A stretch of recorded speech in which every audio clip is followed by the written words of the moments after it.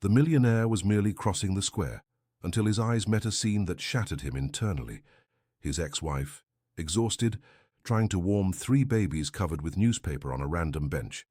If you enjoy emotional dramas, subscribe to the channel and comment now where you are listening from. Continuing. Monday morning arrived heavily over London, with low clouds that seemed to drain all colour from the city. Robert Henderson adjusted the knot of his Italian tie as he watched the movement on Regent Street through the armoured window of his Mercedes. At 42, he had built an empire that began with a small construction company inherited from his father and expanded into banking investments, shopping centres, and real estate funds. His routine was timed to the minute.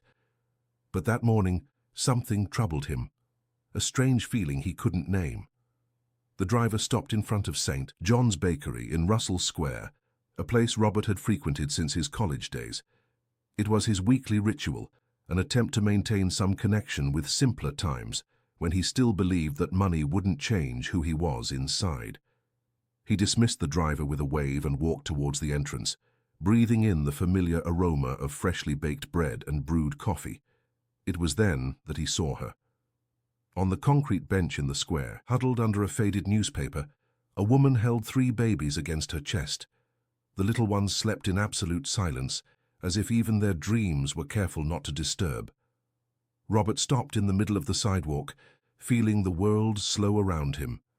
His eyes took a few seconds to process what they saw, but his heart immediately recognized those delicate features, even marked by exhaustion and a hard life. Marina Sinclair, his ex-wife. The shock was like a punch to the stomach, not just from seeing her there in that condition, but from realizing how fragile she looked, almost transparent. The brown hair he used to caress was disheveled and dull. Her clothes, once elegant, now bore marks of sleepless nights and difficult days. But it was the babies that left him most perplexed. 3 identical children, with features that stirred a strange familiarity in his chest. Robert crossed the square with slow steps, his heart beating erratically. When he got close enough to see her face, he hesitated. Marina had always been proud, independent, a woman who preferred to face storms alone rather than ask for help. Seeing her in that situation was like witnessing the breaking of something he believed to be indestructible. Marina. His voice came out softer than he intended. She woke with a start, instinctively wrapping the babies in her arms like a protective shield. Her eyes, still hazy with sleep, scanned the surroundings before meeting his face. For a moment, Robert saw fear in that gaze, as if she expected something terrible. Then came recognition, followed by a complex mixture of relief and shame. "Robert," she whispered, her voice hoarse and tired. They looked at each other in silence for a few seconds that felt eternal. Robert noticed how she kept the babies close, how her restless eyes observed the square's surroundings, how her hands trembled slightly. There was something beyond poverty in that scene. There was fear. "Are you all right?" he asked, knowing the answer was obvious, but not knowing how to start a conversation that seemed impossible. Marina lowered her eyes, studying the sleeping faces of her children before answering. "We're surviving," she said, and there was so much weight in that word that Robert felt his chest tighten. He knelt beside the bench, coming to her eye level. The babies were indeed identical, with dark hair and delicate features that made him think of old photos of his own childhood. It couldn't be a coincidence. "How long have you been here?" he asked, trying to keep his voice calm. "A few weeks," Marina replied, adjusting the newspaper over the little ones. "Shoulders. Joyce, we couldn't find a place. It's hard with 3 children." Robert felt a wave of guilt and indignation, not against her, but against himself, against the universe, against everything that had allowed that situation to reach this point. Marina had always been capable, intelligent, determined. Seeing her reduced to such vulnerability was unacceptable. "Come with me," he said, standing up and extending his hand. "Let's get some coffee. Talk. The children need a warm place." Marina hesitated, pride battling practical necessity. Robert saw the internal struggle reflected in her eyes, wounded dignity confronting maternal instinct. It was the babies who decided for her. One of them stirred, making a small sound of discomfort, and that was enough for her to accept the extended hand. The bakery was almost empty at that hour. Robert chose a table at the back, away from the windows and curious glances. He ordered coffee, grilled bread, hot milk, and some fruit. Marina accepted everything with the caution of someone unaccustomed to receiving help, arranging the babies in her lap with the practiced ease of someone who had been doing it alone for a long time. "How old are they?" Robert asked, observing how the three little ones moved in sync, even while sleeping. 18 months, Marina replied, then hesitated before adding, "They were born in March last year." Robert quickly did the math. March last year. They divorced in August 2 years ago. That meant that his thoughts were interrupted when Marina continued speaking, her voice low and careful. "I know what you're thinking," she said, without lifting her eyes, "but it's complicated, Robert. Very complicated." "Why didn't you come to me?" he asked, trying not to sound accusatory. "If they are—" he began, but she interrupted him. "Because I was afraid," as Marina replied, finally looking directly at him. "And I still am." There was something in those eyes that Robert couldn't fully decipher. It wasn't just the fear of poverty or rejection. It was something deeper, more threatening, as if she was running from something specific, something that forced her to live in the shadows. "Afraid of what?" he insisted, leaning forward. Marina looked around the bakery, checking if anyone was paying attention to their conversation. Then she leaned closer to him and whispered, "There are people who cannot find me, Robert. People who would do anything to silence me. If they knew where I was, if they knew about the children—" She stopped, swallowing hard. "I can't put them at risk." Robert felt a shiver run down his spine. Suddenly, that situation took on much darker contours than he had imagined. It wasn't just about financial difficulties or wounded pride. Marina was running from something or someone, and that explained the constant fear in her eyes, the way she watched every movement around her, how she kept her children always close. "Who are these people?" he asked, but Marina shook her head. "I can't talk about it here. It's not safe." Robert looked at the three babies sleeping peacefully, oblivious to the danger that apparently surrounded them. At that moment, he made a decision that would change everything. "I have a house in the mountains," he said, lowering his voice. "In the Lake District. It's isolated, safe, far from everything. You can stay there as long as you need." Marina stared at him in surprise, as if she couldn't believe what she was hearing. "Why would you do that?" she asked, her voice laden with distrust and hope in equal measure. "Because," Robert replied, looking alternately at her and the babies, "I have a feeling these boys are my sons, and if they are, then you are the mother of my sons, and that means I will protect you all, no matter what from." Marina closed her eyes for a moment, as if making the most difficult decision of her life. When she opened them again, Robert saw tears she struggled to hold back. "All right," she whispered. "Say, but you need to understand that this could be dangerous for you, too. Then we will face that danger together," Robert replied, extending his hand again. This time, Marina did not hesitate to accept it. The journey to the Lake District was silent, laden with unspoken tensions and cautious hopes. Robert drove his jeep along the winding mountain road, watching in the rearview mirror as Marina held the three babies with protective care. With each turn that took them further from the city, he felt he was making the most important decision of his life, even without fully understanding its implications. The house appeared among the pine trees like a perfect refuge. It was a rustic but imposing construction, with exposed stone and large windows that embraced the panoramic view of the mountains. Robert had bought that property years ago as an investment, but ended up falling in love with the place. Now, for the first time, it would serve its true purpose, to be a home. Mrs. Eleanor, the housekeeper who looked after the house, received them with discreet curiosity and maternal efficiency. She was a 60-year-old woman, with grey hair tied in a bun, who had worked for Robert's family for over 2 decades. Her experienced eyes immediately grasped the delicate situation, but her wisdom taught her to ask questions with time, not in a hurry. "I prepare the blue room for the lady and the children," Robert instructed, helping Marina out of the car. "And see if there are cribs in the attic. We'll need 3. "3?" Mrs. Eleanor repeated, her eyes widening slightly at the sight of the identical babies. My goodness, what little angels. In the days that followed, the house transformed. The contemplative silence of the mountains was broken by the babbling, crying, and laughter of the triplets. Robert discovered that the boys were named Gabriel, Raphael, and Michael, names Marina had chosen with affection, each carrying a different divine protection. Gabriel was the quietest, always observing everything with big, curious eyes. Raphael was the adventurer, constantly trying to crawl away from his mother's sight. Michael was the protector, always crying when his brothers got hurt, as if he felt their pain. Robert observed every gesture, every expression, looking for similarities that would confirm his suspicions, and they were there, undeniable. The shape of their eyes, the curve of their smile, the way Gabriel tilted his head when he was concentrating, exactly as Robert did during important meetings. Mrs. Eleanor also noticed, commenting discreetly how the boys have the family's way. But Marina remained tense, like an animal constantly on alert. She checked the door locks several times a day, watched the road through the windows, startled at any strange noise.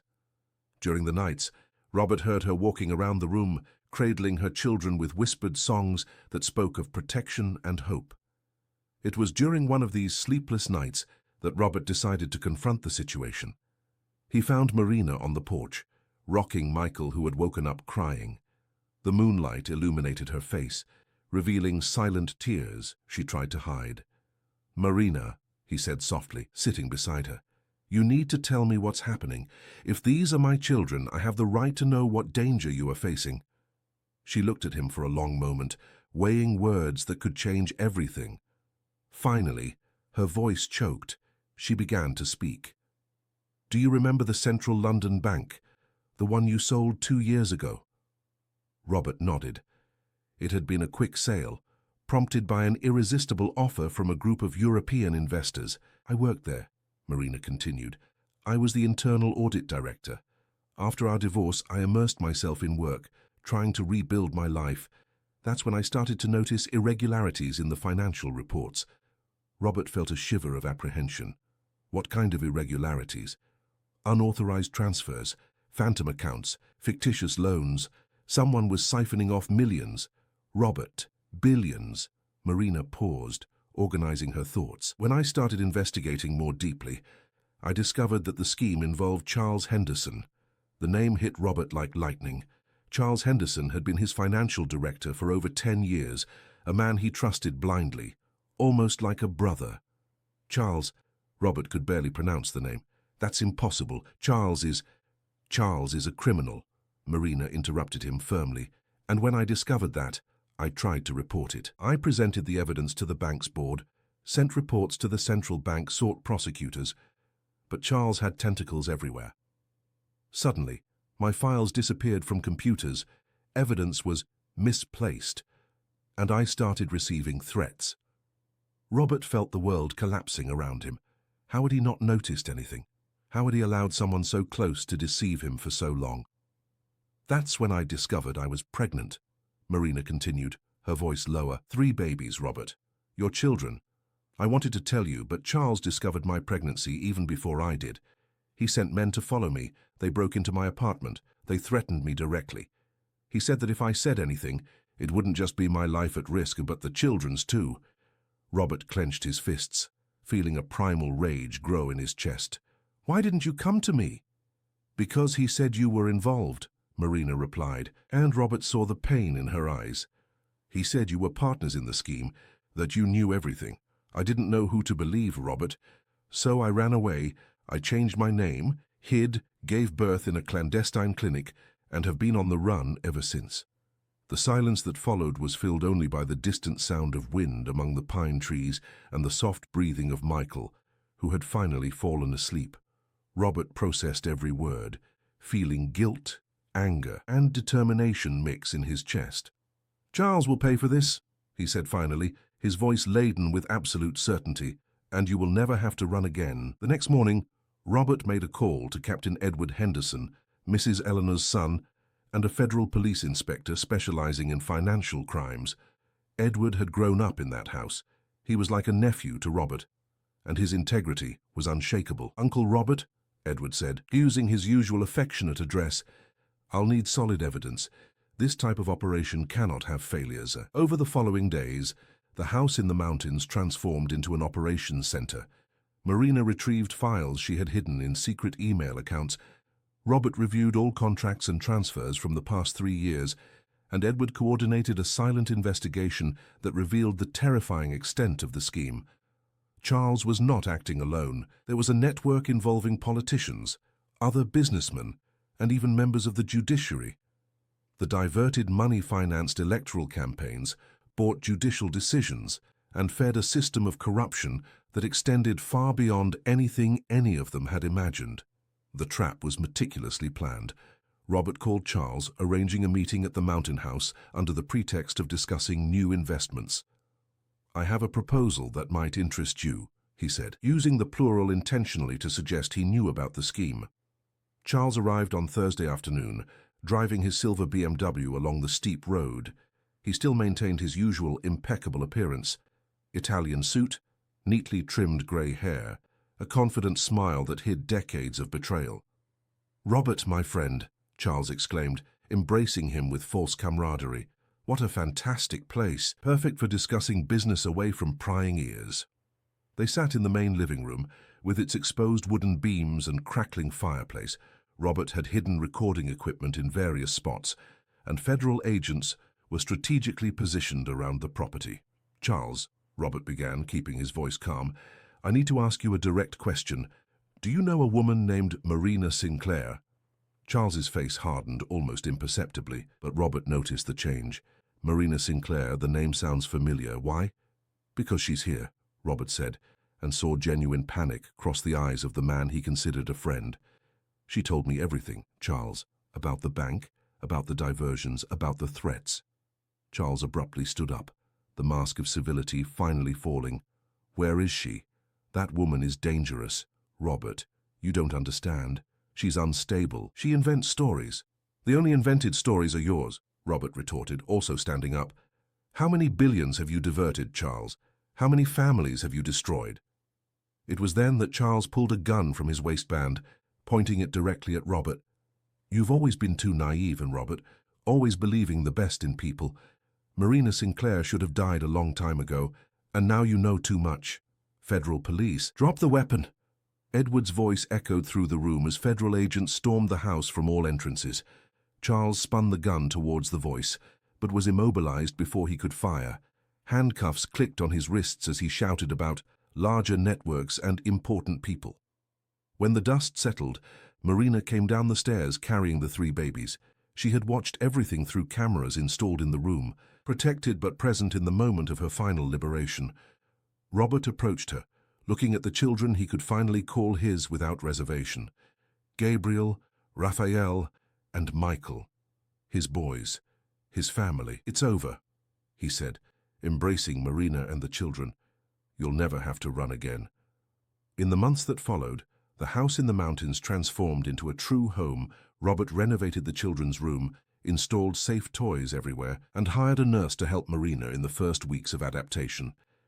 Mrs. Eleanor became the official grandmother of the triplets, spoiling them with homemade sweets and bedtime stories. Marina, finally free from constant fear, began to regain her vibrant personality that Robert had fallen in love with years ago. She laughed again, dreamed of the future, allowed herself to love without reservation. They did not marry immediately. There were wounds to heal, trust to rebuild, a new family dynamic to establish. But the love was there, more mature and stronger than before. Robert discovered fatherhood gradually and naturally. In Gabriel's first clumsy steps across the room, in Raphael's crystalline laughter when playing hide-and-seek, in the way Michael clung to his shirt when he was scared. Every moment confirmed what his heart already knew. The investigation revealed that Charles and his network had diverted over £2 billion over 5 years. Dozens of people were arrested, fortunes were recovered, and Marina was officially recognized as a national hero for her courage in exposing the scheme. On a Sunday afternoon, while watching his children play in the garden under Marina's careful watch, Robert reflected on the turns life had taken. He lost a wife out of pride and gained a family back out of love. He lost a friend through betrayal and found the truth that freed him. Gabriel stumbled and started to cry. Marina ran to console him, but it was Robert who arrived first, picking the boy up and kissing his bruised forehead. "Daddy's here," he whispered, and felt how those two words carried all the weight and all the joy of the world. Marina approached, smiling through tears of happiness. "They love you," she said. "And I love you all," Robert replied, looking into the eyes of the woman who had faced the impossible to protect their children. "All of you." The sun set behind the mountains, painting the sky golden and pink. On the porch of the house, a family reunited again, not by the bonds of fate, but by the choices of love, courage, and the determination to protect what truly matters. End of story. Dear listeners, we hope that the journey of Robert, Marina, and little Gabriel, Raphael, and Michael has deeply touched your hearts. If this story of new beginnings, forgiveness, and unconditional love has stirred emotions in your soul, please leave a like, subscribe to our channel, and share in the comments which moment touched your heart the most. Every day, we bring you intense narratives like this, exploring the deepest mysteries of human nature, proving that love always finds a way, even in the most impossible circumstances. Don't miss our next episode, where a new story of transformation awaits you. Until then, may love guide your steps as it guided those of our reunited family.